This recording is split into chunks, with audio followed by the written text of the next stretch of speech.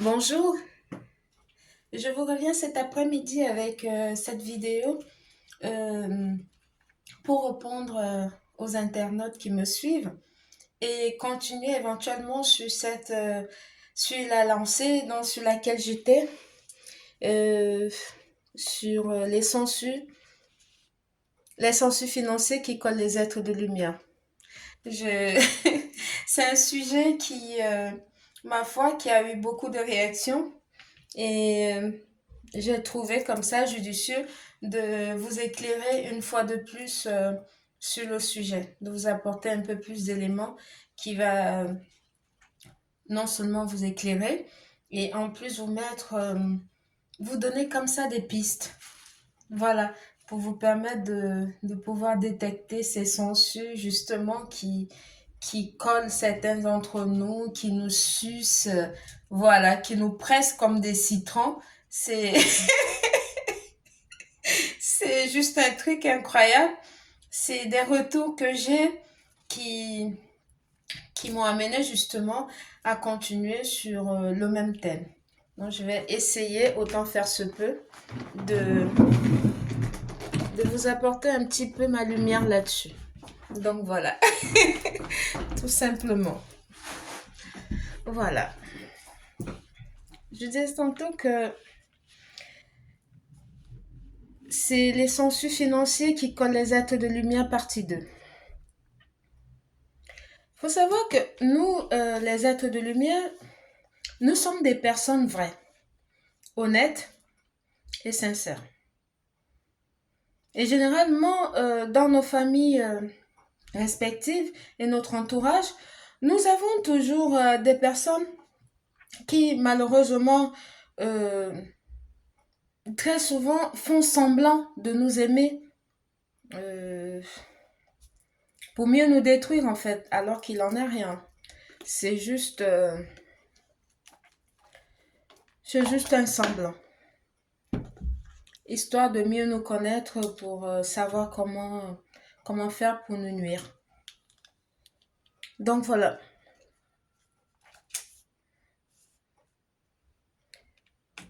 Par contre, en faisant notre bain spirituel constamment, pour ceux qui le font, ça nous enveloppe en fait d'une aura protectrice vis-à-vis de ces personnes-là. Et ça permet en fait de les détecter très facilement. Je m'explique.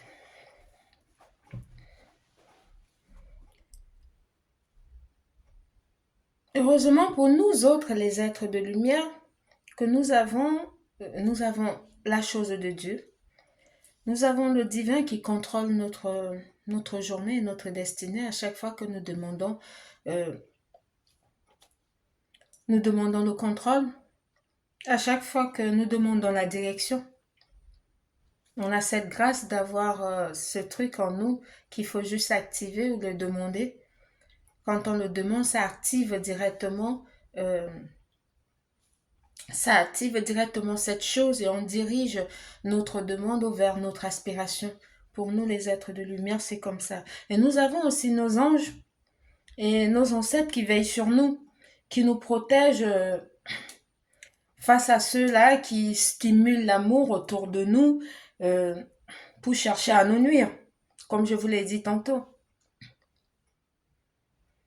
Alors que généralement, vous remarquerez avec moi que ce sont des personnes, en fait, que nous apportons généralement notre soutien quand ils ont le plus besoin.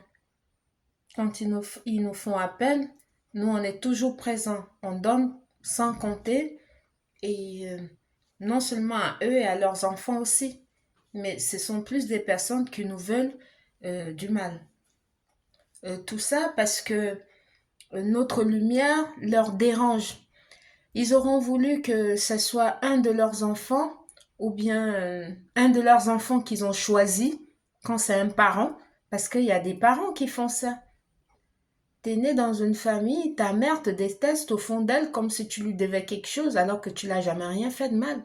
Tu lui donnes comme pas possible. Mais pour elle, au fond d'elle, elle aurait voulu que ça soit un de ses enfants que elle a choisi ou bien, voilà, qui porte la chose de Dieu. Mais toujours étant que euh, les décisions de Dieu, personne ne le sait. Donc, de ce faire, vous pouvez vous retrouver avec votre maman, votre propre maman qui vous déteste et déteste vos enfants. Tout simplement parce que vous avez un truc que elle n'a pas et que vous avez fait des choses que elle, de votre âge, n'a pas su le faire. Il y a des mamans comme ça qui, pour eux, ils se disent que du fait qu'ils vous ont porté 9 mois dans le ventre, ça se limite là, que vous leur devez tout, qui vous ont jamais accompagné dans aucun de vos projets, pardon, autant pour moi, qui vous a jamais rien apporté comme conseil dans le plan humain, qui s'est toujours comporté comme un adversaire, alors que vous vous posez deux fois des questions, mais vous le voyez, mais vous n'avez pas encore mis les points là-dessus, tout simplement parce que en ce moment-là, votre âme n'est pas éveillée. Mais quand vous éveillez votre âme, vous vous rendez compte que votre propre maman vous a toujours détesté pour rien et qu'elle fait semblant auprès de vous et même à vos enfants. C'est très fréquent. J'ai eu beaucoup de retours là-dessus et ce sont des choses que les gens vivent au quotidien et c'est vraiment dommage. C'est très dommage d'être, comme on dit chez moi, un éléphant qui met un enfant au monde et qui le pétine. Ça n'a pas de sens à mon entendement. Quand on met un enfant au monde, c'est pour qu'il puisse se surpasser. C'est notre continuité pour que la personne puisse faire ce que nous, on n'a pas pu faire. On devait plutôt être fiers de ça que de détester la personne pour ça, parce que la personne a une aura que vous n'avez pas, que la personne a une grande lumière que vous n'avez pas, ou bien la personne a réalisé des choses que vous n'avez pas pu réaliser. Vous devez plus être, ça devrait être plutôt une fierté pour une maman d'avoir un enfant qui réalise des choses que elle n'a pas pu faire, que d'être un adversaire caché dans le noir mystiquement à faire des trucs juste pour nuire son enfant, parce que son enfant fait des choses que elle n'a pas pu faire. C'est d'une tristesse incroyable. Pourtant, c'est une réalité. J'en ai eu des retours comme ça, mais incroyablement. C'est des trucs, moi, je comprends pas. Et pour ces personnes qui font ça dans nos familles, généralement, soit c'est ta maman, soit c'est ton père. Il te fait des trucs, t'es juste dépassé. Parce que quand tu éveilles ton âme, tu t'en rends compte que la personne qui me combat dans le noir, c'est soit ma mère, soit mon père. Avant, les frères et sœurs et autres. Voilà, tu tombes de nu en fait. Il y en a des comme ça. C'est juste un truc de fou. C'est pour ça que je dis que quand on découvre le pot rose, c'est waouh. C'est juste un waouh total. Tu te dis, mais qu'est-ce que je vous ai fait? Tu ne les as rien fait, hein? Je vous rassure, vous ne les avez rien fait. C'est juste votre lumière qui dérange leurs démons. Ils ne savaient pas que l'enfant qu'on ne faisait qu'insulter depuis l'enfance, là, c'est celle qui devait porter le flambeau pour dire que regardez la lumière, ça brille. Waouh! Ah, Seigneur! Ils me font trop rire. Je suis vraiment entourée là. Voilà, ils sont pleins autour de moi. Merci, merci à vous d'être là. Et donc voilà, c'est souvent comme ça. Et heureusement pour nous autres, les êtres de lumière, que comme moi, j'ai mes anges qui sont là, qui m'entourent, mes ancêtres, ils sont là autour de moi, je les vois clairement. Donc voilà, j'ai dit merci, merci beaucoup d'être là. Merci beaucoup d'être là pour moi. Merci. Voilà, ce sont des anges qui veillent sur nous et nos ancêtres qui sont là à côté de moi, qui veillent sur nous, qui veillent sur moi. Donc, ça fait que non seulement je suis protégée par eux et par le Créateur autour de moi, par ces personnes qui simulent l'amour autour de vous comme ça, pour chercher à nous nuire. Alors que nous leur devons rien du tout, hein. C'est juste un truc incroyable. C'est juste parce que euh, deux fois vous êtes dans une fratrie d'enfants où vous êtes peut-être trois ou quatre et que la mère a sa préférée ou bien le papa a son préféré. Il aimerait que son préféré là, que ce soit lui qui porte le flambeau. Mais malheureusement pour eux, Dieu a choisi une autre, celle qui n'est même pas la plus aimée de tous. C'est eux que Dieu dit, c'est toi qui vas porter le flambeau. Et Dieu faisant, cet enfant grandit et découvre ses pouvoirs, s'active. On dit, ah, mais finalement, donc c'est elle qui... On voit que c'est elle qui fait des trucs que les autres qu'on a toujours soulevés comme ça sont toujours derrière, en arrière et tout, sont toujours dans les jupons de maman, dans les culottes de papa à demander, voilà, l'argent de poche et tout, alors que, voilà, ils sont majeurs et vaccinés, mais ils restent des éternels assistés. Donc, allez-y savoir. C'est Dieu qui fait son choix et en tant que parent, on ne peut rien. On ne peut que soit dans ces cas de figure, soit le parent, il accepte et accompagne son enfant qui porte le flambeau, qui est l'élu parmi les autres, soit il va vous détester pour rien. Parce qu'ils vous détestent, c'est votre lumière. Parce que des fois, ils essayent même de prendre votre lumière pour pouvoir se construire des immeubles et vous laisser à la trime, hein. Vous êtes là, un enfant, on dit, mais il va pas bien, il est un peu ma boule. Non, l'enfant là n'est pas ma boule, oh, c'est son père et sa mère qui est en train de le manger comme ça, là. Donc, c'est comme ça. J'en ai vu, mais incroyablement, depuis que j'ai découvert qui je suis, je vois des trucs de ouf, moi. Je vois des trucs de ouf. Sérieusement. Donc voilà, c'était juste une parenthèse, hein. J'espère qu'elle a enchanté pour vous parce que pour moi, elle est automatiquement. Donc voilà, je reviens dans mon sujet. Donc, quand vous êtes face à ce genre de personnes et que vous n'avez pas encore activé vos pouvoirs ou bien que vous n'êtes pas spirituellement assidu, vous n'allez pas facilement les détecter. D'où l'importance de faire continuellement son travail spirituel. Voilà. C'est très important de faire son travail spirituel tout le temps. Ça vous permet de vous couvrir d'une aura vraiment protectrice et ça vous donne le discernement quand vous méditez tout le temps. Ça vous donne le discernement et ça vous permet de détecter ce genre d'individus autour de vous et vous écarter. Mais quand vous faites le travail spirituel une fois tous les 6 mois, euh, vous êtes juste une maboule posée, hein. Vous faites la maboule, vous ne faites pas la maboule posée, mais vous êtes une maboule posée, tout simplement parce que tout ce qui se passe autour de vous, vous n'allez pas détecter ça facilement. Puisque vous n'avez pas le discernement, vous allez faire comment pour détecter ça? Parce que vous serez à des années-lumière de votre propre personne. D'où l'importance d'être spirituel. D'où l'importance de réveiller son âme. Je vais encore le redire. J'aimerais vraiment qu'un jour, les autorités compétentes africaines puissent trouver un moyen d'introduire la spiritualité africaine dans nos manuels scolaires. Ça va beaucoup aider. Ça va beaucoup aider. Beaucoup. C'était encore une autre parenthèse. Donc voilà. Il faut savoir que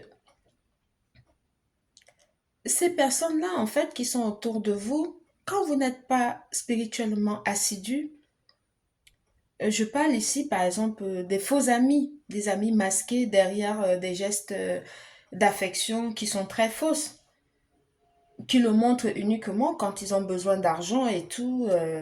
Voilà, ils vous montrent un semblant de gestes d'affection et tout simplement parce que c'est masqué, parce qu'il y a un but derrière. Voilà, alors qu'au fond d'eux, ils vous détestent au plus haut point. Ils veulent votre chute. Mais quand vous n'êtes pas spirituel, vous ne pouvez pas le savoir. Ce sont ces personnes-là que j'appelle les sensus financiers. Ils vous sucent, ils vous pressent comme des citrons. Ils viennent rayonner comme ça sur votre nez et puis vous trahissent derrière. C'est ça. Quand vous êtes spirituel, vous détectez ces personnes-là très tôt. Vous les détectez facilement.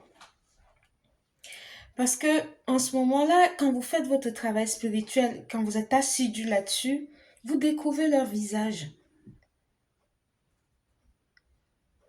On vous révèle leur visage parce que vous avez en ce moment la grâce divine. Et le Créateur vous donne le discernement pendant votre méditation. Vous allez détecter ces fausses personnes-là.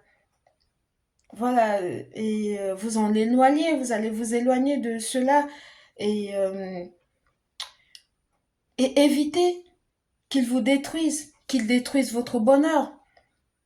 Par jalousie, ils le font. Voilà, c'est deux fois, ce sont des personnes qui vous approchent pour connaître exactement comment vous fonctionnez, euh, apprendre en fait sur vous. Et puis maintenant, pour chercher à détruire votre bonheur par jalousie. Quand vous êtes spirituel, vous arrivez à éloigner ces personnes toxiques auprès de vous. Parce que ça, ce sont des personnes qui sont des ennemis de l'évolution. Voilà, il faut les éloigner de vous comme ça. euh, Parce que pour moi, je trouve que c'est mieux d'être seul que d'être mal accompagné, en fait.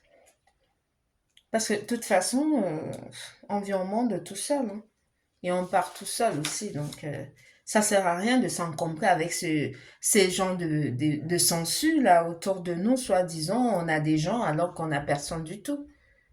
Vous savez que vous n'avez personne, c'est au moment où, quand vous avez un problème et que vous avez en ce moment-là besoin de leur aide. Et là, vous commencez à voir leur visage.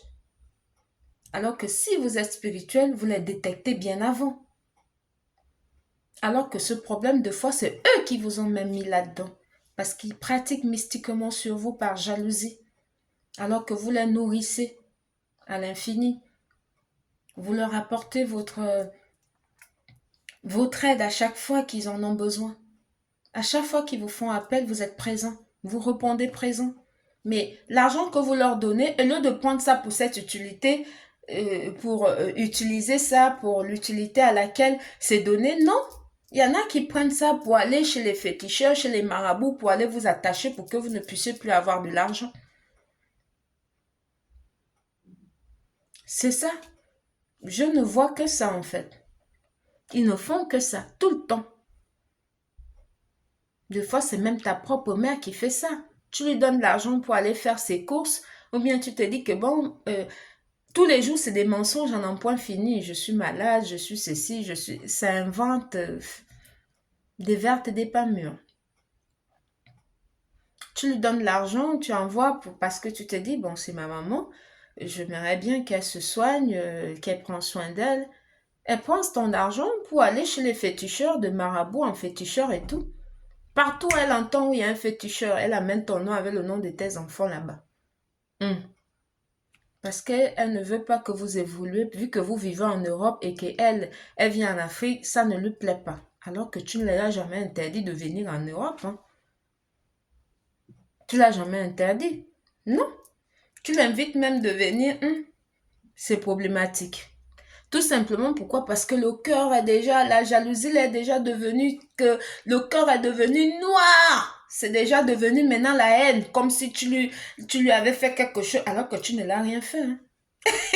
Une comme moi, je vois les choses clairement, je regarde ça comme ça de très loin. Je dis, mais moi, j'aimerais pas avoir votre karma, hein, parce que ça, là, c'est l'enfer direct. C'est incroyable. Franchement, quand t'es éveillé, tu vois des trucs, tu te dis, waouh, waouh, il y aura la fête là-bas en enfer. Il n'y aura pas de place. La bousculade de ça, tu ne pourras pas. Ce sera trop compliqué. Ouh là là là là là là là là. C'est des personnes qu'il ne faut pas s'encombrer avec. Voilà. Il faut savoir que vous êtes la priorité de votre vie. Il faut vous mettre en priorité. Il faut savoir vous mettre en priorité en toute situation. Il faut que ce soit la priorité.